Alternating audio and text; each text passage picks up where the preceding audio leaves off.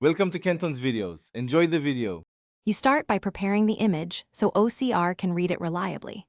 Hold the camera steady or use a tripod and aim for 300 dpi equivalent. That improves character shape.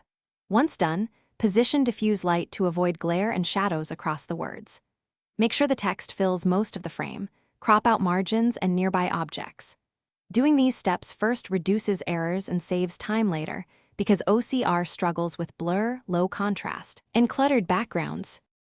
Next, select an OCR method that matches your needs. A phone app for quick capture, desktop software for batch work, or a cloud API for scale and accuracy. Preprocess the image by deskewing and boosting contrast. Converting to grayscale or 1-bit improves recognition for high-contrast text. Then run OCR, making sure you pick the correct language and any dictionary or model options.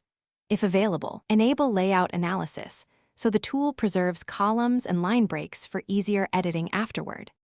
Finally, verify the extracted text by proofreading and fixing common misreads like LVS1 or OVS0. Punctuation often needs attention.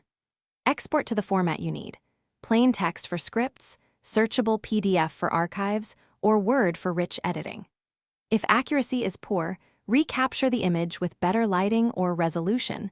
Try additional preprocessing such as noise reduction, or switch to another OCR engine. Different models handle fonts and layouts differently. One key troubleshooting.